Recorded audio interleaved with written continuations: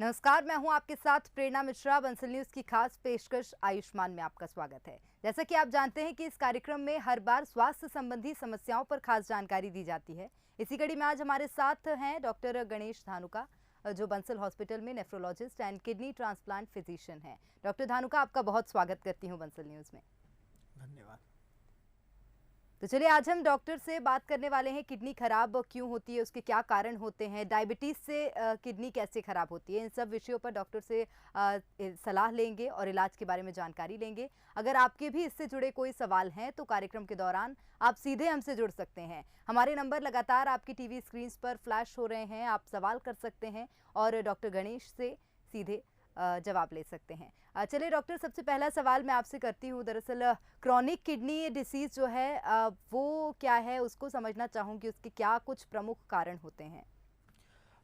देखिए, chronic kidney disease ये kidney की बीमारी है जो जिसमें किडनी परमानेंटली डैमेज हो जाती है और समय के अनुसार किडनी की जो कार्य क्षमता होती है वो धीरे धीरे कम होती जाती है और अंत में एक स्टेज आता है जिसे हम एंड स्टेज किडनी डिसीज़ कहते हैं। उस समय आपको डायलिसिस या गुर्दा प्रत्यारोपण, जिसे हम किडनी ट्रांसप्लांट कहते हैं, इसकी ज़रूरत पड़ती है आपके शरीर से जहर निकालने के लिए। तो भारत में देखा जाए तो करीबन 6 से 7% जो लोग हैं जिनको किडनी की बीमारी है, जिसे हम क्रोनिक किडनी डिसीज़ कहते हैं। क्रोनिक किडनी डिसीज़ के प्रमुख कारणों में जो है डायबिटीज़, मधुमेह की बीमारी। 50% जो लोग हैं जिन्हें किडनी की समस्या है उनमें 50% कारण डायबिटीज़ होता है। 20 से 25% कारण जो है ब्लड प्रेशर होता है। तो डायबिटीज़ और ब्लड प्रेशर, ये है जो दो बीमारियां, ये प्रमुख कारण है जो कि 80 से 85% परसेंटेज है। कुछ बीमारियां जो होती है आनुवांशिक होती है, जैसे पॉलीसिस्टिक किडनी है। कुछ इम्यूनोलॉजिकल प्रॉब्लम्स होती है, जैसे कि ल्यूपस नेफ्राइटिस है, पेशाब में खून आना, बार बार पेशाब का इन्फेक्शन होना या गुर्दे में पथरी होना।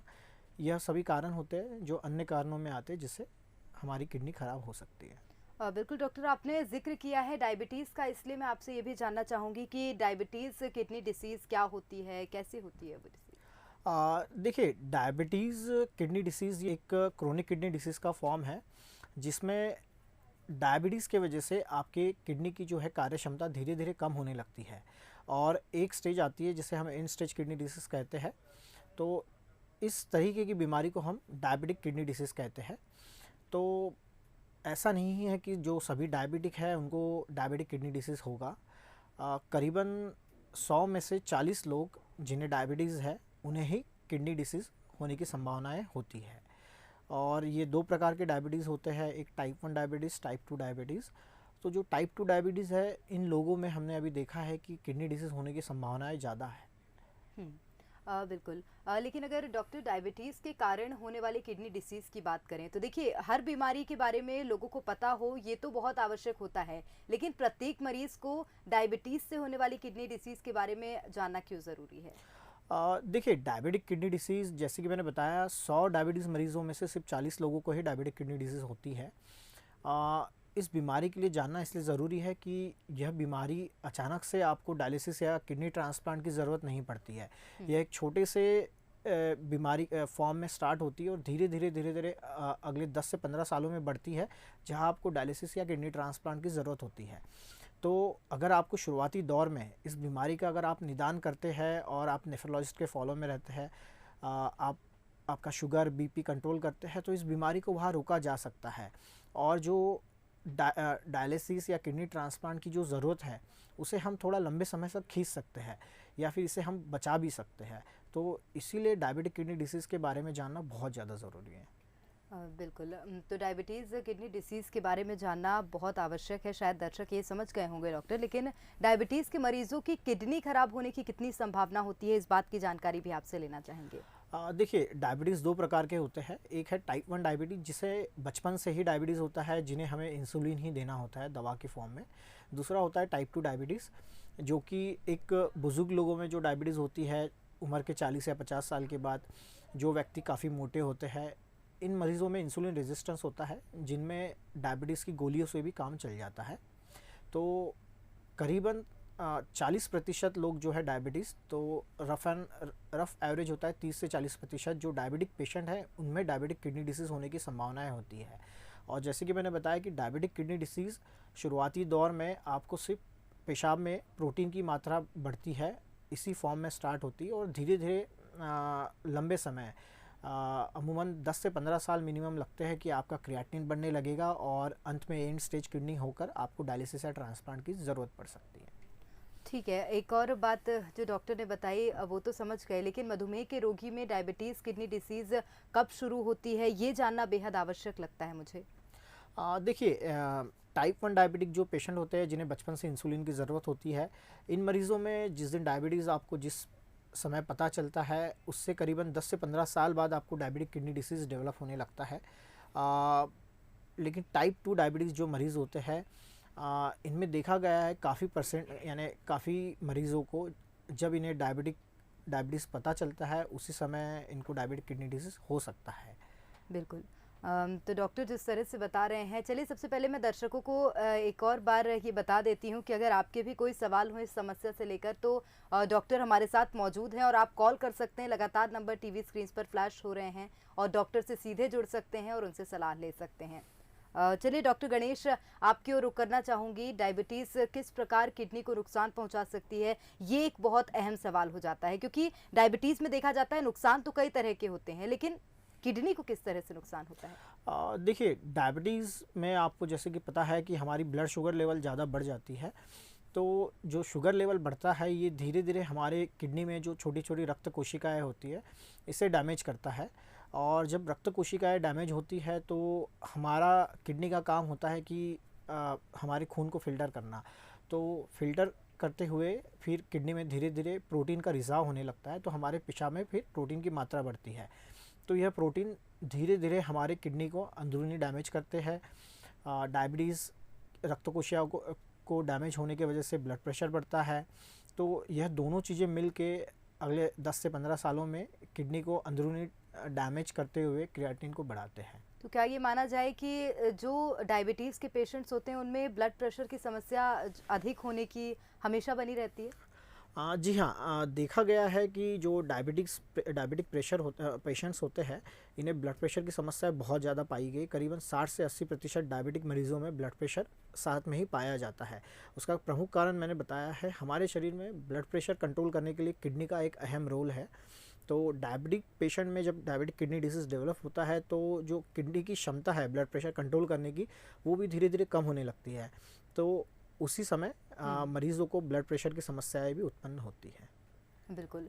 और डॉक्टर एक और सवाल मेरा ये है कि डायबिटीज़ के कारण किडनी पर होने वाले जो असर हैं कब और किस मरीज़ पर ये हो सकते हैं? देखिए, जैसे कि मैंने बताया है कि डायबिटीज़ से जो किडनी पे असर होता है यह 10 से 15 सालों में हमें पता चलता है, तुरंत पता नहीं चलते हैं। और किन मरीज़ों में होता है तो खासकर ऐसे मरीज़ जिनमें ब्लड शुगर आपका कंट्रोल बहुत ही ख़राब हो, आप दवाई नहीं ले रहे हो, जिन्हें साथ में ब्लड प्रेशर भी है और ब्लड प्रेशर का भी कंट्रोल बहुत पुअर है, जिन्हें फैमिली हिस्ट्री है कि उनके फैमिली में किसी और को डायबिटीज़ की वजह से किडनी की ख़राबी है, या किसी को किडनी स्टोन है, बार बार पेशाब में इन्फेक्शन हो रहा है, या आपको पता चला है कि आपकी डायबिटीज़ की वजह से किडनी ख़राब है और आप किसी नेफ्रोलॉजिस्ट को नहीं मिल रहे हैं। आयुर्वेदिक मेडिसिन्स है, अगर किडनी डिसीज़ है इसके बावजूद आप कोई अल्टरनेटिव मेडिसिन्स लेते हैं तो उससे भी किडनी डैमेज होने का ख़तरा रहता है। आप स्मोकिंग कर रहे हैं, अल्कोहल ले रहे हैं, या आपका वज़न बहुत ज़्यादा है, तो ये सब प्रमुख कारण बनते हैं जिसके वजह से डायबिटिक मरीज़ों में किडनी ख़राब हो सकती है। बिल्कुल, तो कुछ प्रमुख कारणों का जिक्र डॉक्टर ने किया है। डॉक्टर एक और सवाल आपसे लेना चाहूँगी कि डायबिटीज़ से किडनी को होने वाले नुकसान के लक्षण क्या कुछ होते हैं? देखिए, डायबिटिक किडनी डिसीज़ के शुरुआती दौर में इस बीमारी के कोई लक्षण नहीं होते हैं। हम अगर इसे 2 पार्ट में डिवाइड करेंगे कि हमें क्लिनिकल सिम्टम्स क्या मिलते हैं और हमें जाँचों में क्या पाया जाता है। तो क्लिनिकल सिम्टम्स की बात करें तो शुरुआती दौर में हमें कोई सिम्टम्स मिलते नहीं हैं, मगर जैसे जैसे समय बीतता जाता है किडनी की कार्यक्षमता कम होती है, तो इन मरीज़ों को जैसे कि पेशाब कम हो जाना, पेशाब में झाग आना, पैरों में सूजन आना, पेशाब कम हो जाना, सांस फूलना, या फिर बीपी बहुत अनकंट्रोल हो जाना है, शुगर आपका बहुत अच्छे से कंट्रोल, पहले बहुत ज़्यादा इंसुलिन या गोलियों की ज़रूरत होती थी, मगर अभी गोलियों के बगैर या इंसुलिन के बगैर आपका शुगर कंट्रोल है। तो ये खुशी की बात नहीं है, इसका मतलब है कि आपकी किडनी ज़्यादा ख़राब हो रही है और आपको इन चीज़ों की ज़रूरत नहीं पड़ रही है। तो यह क्लिनिकल सिम्टम्स अक्सर पाए जाते हैं। हम लैब पैरामीटर्स की बात करेंगे तो लैब पैरामीटर्स में एक प्रमुख जांच होती है जो हम अक्सर कराते हैं डायबिटिक मरीज़ों में। शुरुआती दौर में क्रिएटिनिन आपका नॉर्मल हो सकता है, मगर आपके पेशाब में प्रोटीन की मात्रा हमें ज़्यादा दिखाई देगी। तो पेशाब में प्रोटीन आना ये शुरुआती लक्षण होते हैं किडनी डिसीज़ के डायबिटिक मरीज़ों में। धीरे धीरे फिर हमारे ब्लड में क्रिएटिनिन, यूरिया, सोडियम, पोटेशियम यह सब लेवल बढ़ते हैं। तो यह सभी शुरुआती दौर के लक्षण हैं। डॉक्टर, एक और सवाल मेरा, ये शायद निजी सवाल हो सकता है। बहुत बार देखा जाता है कि डायबिटीज़ के जो पेशेंट्स होते हैं उनके हाथ या पाँव में कुछ अलग से निशान होते हैं, उसको दाग या धब्बे कह सकते हैं। वो किन कारणों के चलते होते हैं? देखिए, दो कारण है। एक होता है कि डायबिटिक मरीज़ों में जैसे आपने देखा है जहाँ भी हम चीनी डालते हैं वहाँ चींटियाँ लग जाती है। तो उसी प्रकार से हमारे शरीर में जब शुगर का लेवल बढ़ता है तो इन्फेक्शन के प्रमाण बहुत बढ़ जाते हैं। तो आपको स्किन के इन्फेक्शन बहुत ज़्यादा मात्रा में होते हैं। तो फंगस का इन्फेक्शन, जिसे हम आजकल ब्लैक फंगस सुन ही रहे हैं, तो जो फंगस है वो फंगल इन्फेक्शन आपके स्किन में बढ़ जाते हैं और अन्य इन्फेक्शन बढ़ते हैं तो उसकी वजह से काले धब्बे होते हैं। दूसरा है कि डायबिटिक किडनी डिसीज़ के मरीज़ों में जनरली स्किन का कलर उनका काला होना और स्किन पे छोटे छोटे धब्बे होने, यह काफ़ी आम बात है। तो इसे हम डायबिटिक स्किन चेंजेस कहते हैं। यह अंदरूनी जो हमारे स्किन में रक्त कोशिकाएं होती है उसे डैमेज होने की वजह से होता है। और तीसरा कारण देखा गया है कि डायबिटिक पेशेंट जनरली इंसुलिन लेते हैं। तो इंसुलिन हमें इतना जानकारी होनी चाहिए कि वो हमें स्किन में देना होता है, सबक्यूटेनियसली देते हैं। तो बहुत बार उस इंसुलिन देने की वजह से भी आपके शरीर पे काले दाग नज़र आते हैं। बिल्कुल, तो शायद दर्शक ये समझ गए होंगे कि काले निशान जो डायबिटीज़ पेशेंट के शरीर में होते हैं वो किन कारणों के चलते होते हैं। एक और सवाल मेरा डॉक्टर ये है कि डायबिटीज़ द्वारा किडनी पर होने वाले असर को किस प्रकार से रोका जा सकता है? देखिए, जैसे कि मैंने बताया है कि डायबिटिक किडनी डिसीज़ के बारे में जानकारी इसलिए ज़रूरी है कि इस बीमारी को हम रोक सकते हैं। तो शुरुआती दौर में अगर इस बीमारी का निदान और सही उपचार हो तो इसे हम रोक सकते हैं। तो प्रत्येक डायबिटिक व्यक्ति ने हर 6 महीने में अपना यूरिन का और क्रिएटिनिन का, यूरिया का और आँखों का जांच करवाना ज़रूरी है, ताकि इससे हम अर्ली स्टेजेस में इस बीमारी को पकड़ सकते हैं।